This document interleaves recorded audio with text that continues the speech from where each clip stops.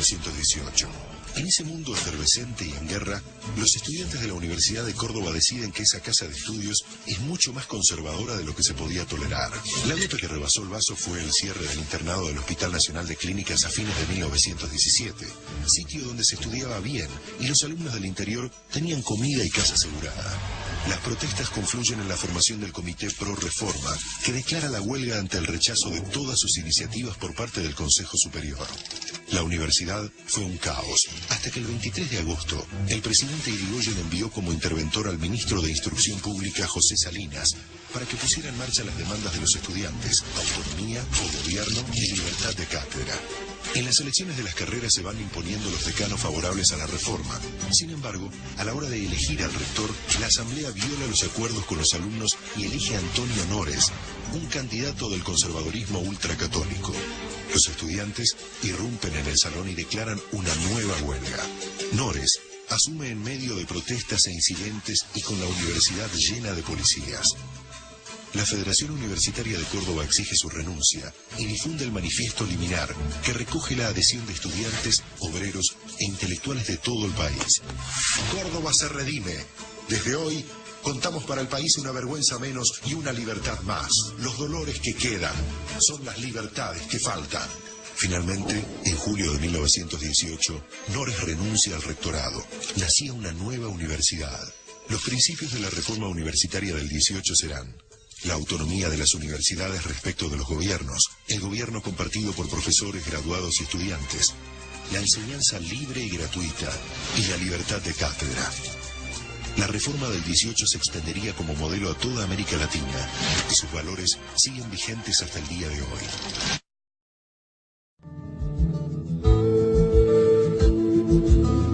La reforma universitaria fue un acontecimiento de trascendencia nacional y latinoamericana que sobrepasó los límites del ámbito universitario. Consagró principios que sellaron el futuro de la universidad al destino mismo de su pueblo y de sus instituciones. El anhelo transformador de los jóvenes del 18 no se reducía solo a lo académico, identificando a la educación y en particular a la universidad como una herramienta indispensable para el desarrollo de la sociedad. En la Universidad Nacional de Córdoba, los cuerpos directivos no se renovaban jamás. Sus miembros eran vitalicios y ni siquiera el cuerpo docente tenía representación en su conducción. El 15 de junio de 1918, la Asamblea Universitaria debía designar al nuevo rector. Una multitud de estudiantes la interrumpe y desaloja a los asambleístas. La Asamblea de todos los estudiantes de la Universidad de Córdoba decreta la huelga general.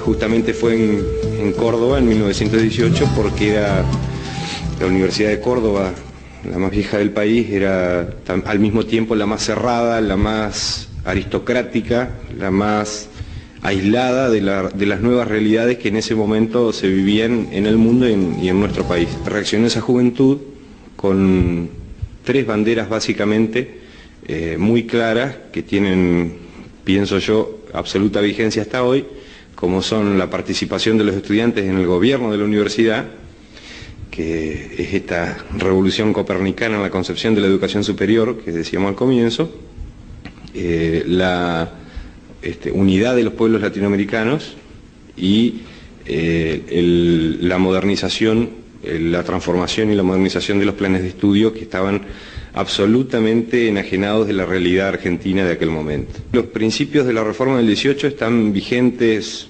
de manera absoluta en su totalidad, como están vigentes principios mucho más viejos, con los principios surgidos en la Revolución Francesa de libertad, de igualdad, de fraternidad, o los mismos principios que dieron origen a nuestra Revolución de Mayo.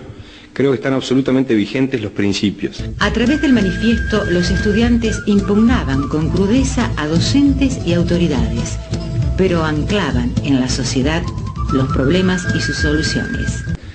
Indudablemente, lo que la Universidad Argentina ha aportado al conocimiento, al pensamiento, a la investigación científica en Argentina ha sido extraordinario. Y aún hoy sigue manteniendo un nivel académico importante, reconocido en el mundo, pero no va a lograr insuflar o transmitir todo lo que tiene para dar mientras la comunidad en la que está inserta no sea transformada también. Y esa es la limitación que tiene, o parte de la limitación que tiene el programa político con mayúscula, de la reforma universitaria del 18. El primer Congreso de Estudiantes Universitarios, reunidos en 1918 en Córdoba, fue el encargado de dar la primera forma orgánica a una serie de propuestas e ideas, audaces para la época. Asistencia libre, periodicidad de las cátedras, concursos para designar docentes, cogobierno, democracia de la universidad, gratuidad de los estudios, autonomía de la Casa de Altos Estudios, son algunos de los principios sostenidos por aquella juventud que ya no pide, exige se le reconozca el derecho a pensar por su propia cuenta. El objetivo no es una universidad reformada, sino que el objetivo es una universidad reformista. Es decir, que permanentemente esté en trance de transformación, de progreso, de crecimiento, y donde, por ejemplo, los distintos sectores que conforman la comunidad universitaria ejerzan efectivamente un cogobierno. Y en ese sentido, los reformistas del 18 tenían muy claro que para eso, por ejemplo, el cogobierno tenía que ser igualitario, todos los sectores tenían que estar representados igualitariamente, y todos los sectores, no algunos. Aún hoy, la universidad no ha logrado culminar la tarea emprendida por aquellos jóvenes idealistas de la Córdoba de principios del siglo XX. Recoger sus ideas, repensar el papel de la educación universitaria y el país, aceptar el desafío de llenarla de vida es tarea del presente. Tomando las palabras del manifiesto liminar, podríamos decir que contamos para el país con una vergüenza menos y una libertad más. Los dolores que nos quedan son las libertades que nos faltan.